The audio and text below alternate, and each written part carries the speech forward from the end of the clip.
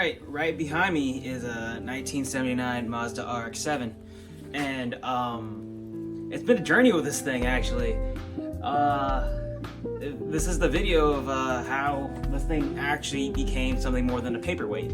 So yeah, it all started with the Acura MDX I bought. I think it was like 2008, perfectly running and driving, and I was scrolling Facebook Marketplace, and first thing I saw was this 2JZ, straight the engine, right?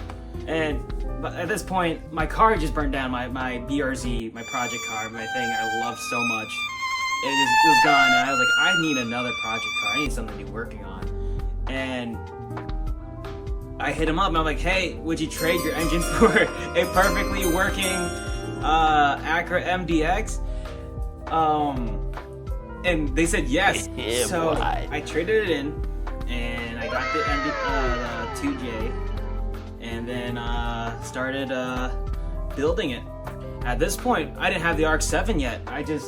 It was somewhere in a field. I bought this car from Kansas. I'm from Nebraska. It was a 3-hour drive there, and then a 3-hour drive back.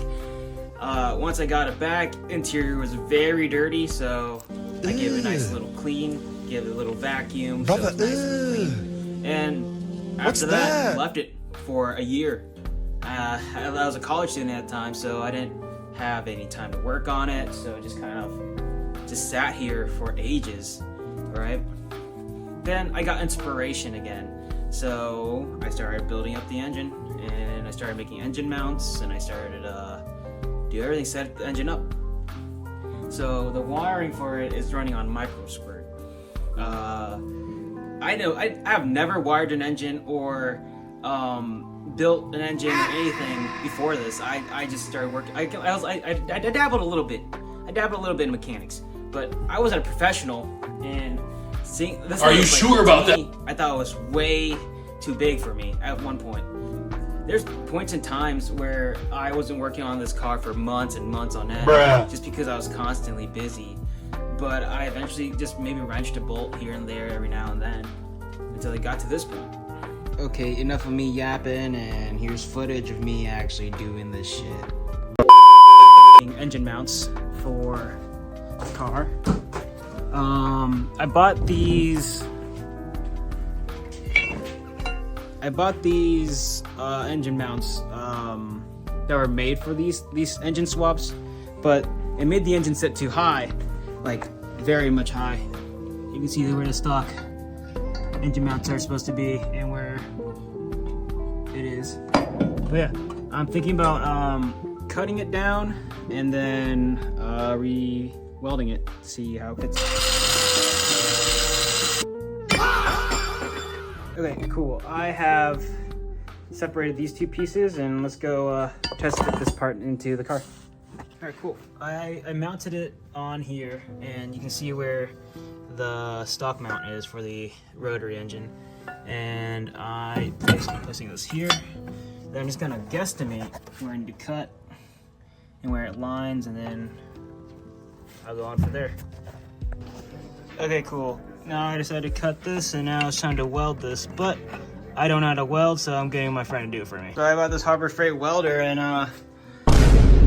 pretty shitty weld, but not bad for our first weld. Okay, so I took it out. These are my tack welds, quote unquote, and we're gonna finish up the welding process. I mean, it looks atrocious, but it works. It's holding the engine. I've dropped it a couple times, and everything holds. This one, actually, I'm proud of. It's actually not that bad at all. And it holds the engine, and let's get this turbo mounted. All right, we just finished by putting oil in it, and then we're gonna see if it has any oil pressure. It's been a couple days. I'm on spring break, even though there's a blizzard outside. I've taken off the turbo and the intake manifold because I need to go figure out the wiring. I don't know how to weld quite yet, but I'm making those custom engine mounts, and then I'm in the progress of that. But I'm figuring out how to wire this stuff, and I have a micro squirt, and I'm trying to do this stuff. I removed things I didn't need, like the old engine wiring harness and some ignition cables. But over here, I've been tinkering with some of these wires over here. So over here is a couple ignition relays that I've been trying to see which one's hooked up to where. And these hooked up to the old ignition coils over there. But I'm gonna think of repurpose them to be 12 volts supplied from the key. So that's pretty good for me. But yeah, here's the wiring engine harness. And I was trying to figure out where to mount the actual cable and all that stuff. But, oh, and there goes my 10 mil. But I'm gonna probably loop it around this hole that was really originally made for the ignition coil.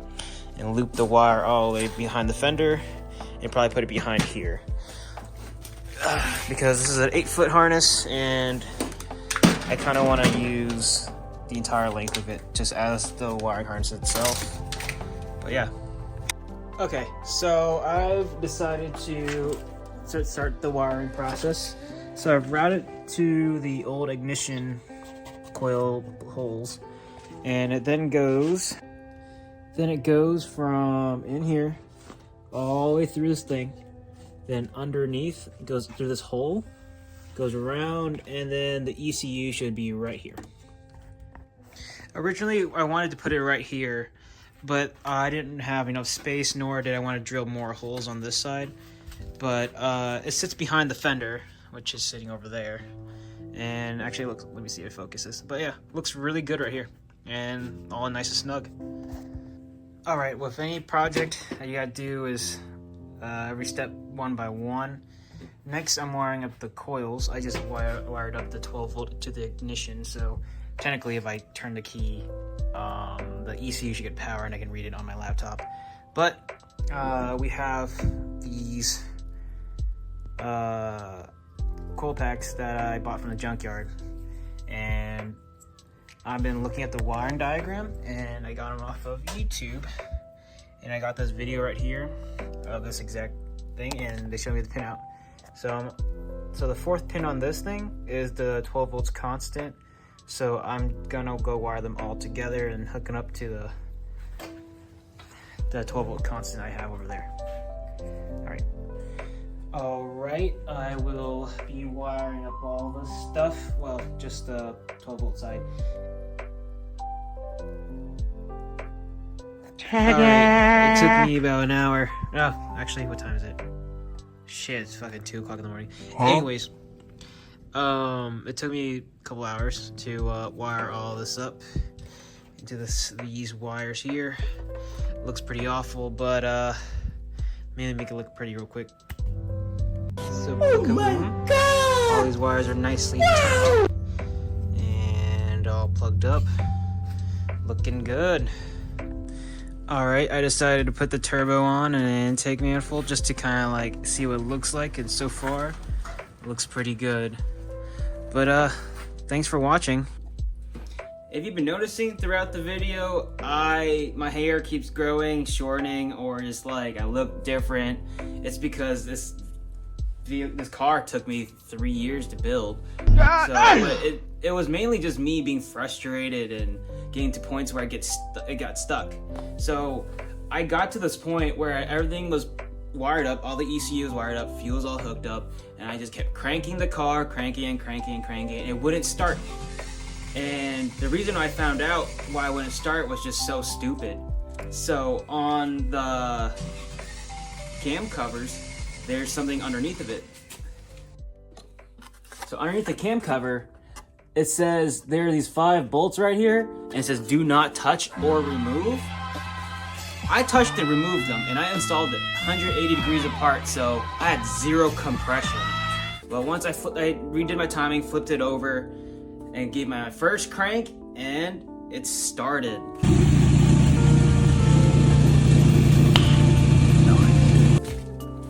At this point, I just felt so relieved, like that it's no longer just a paperweight. Because you understand, this car probably like sat for probably more than a year just untouched, because I just felt so frustrated on how come it wouldn't start. I just thought I just bought a dead paperweight, and I was going through all these things, and I thought it was a starter, and I thought it was the motor just blown up is a bad motor, but I'm glad I was able to discover that. Anyways, here's some footage of it moving out of my garage for the first time, and also might be the first time it moved by itself since 1998.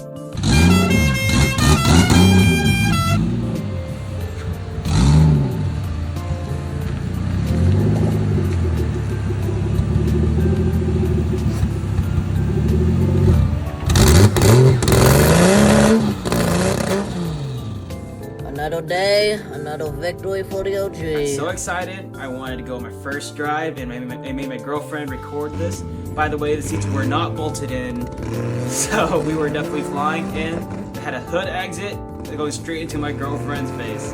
So yeah, at that point I had more motivation to keep building my car, so I got more exhaust pipes, welded a full exhaust, and here it is. I'm finishing up the exhaust system so I don't have to run a hood exit anymore on this car, so let's get some welding done.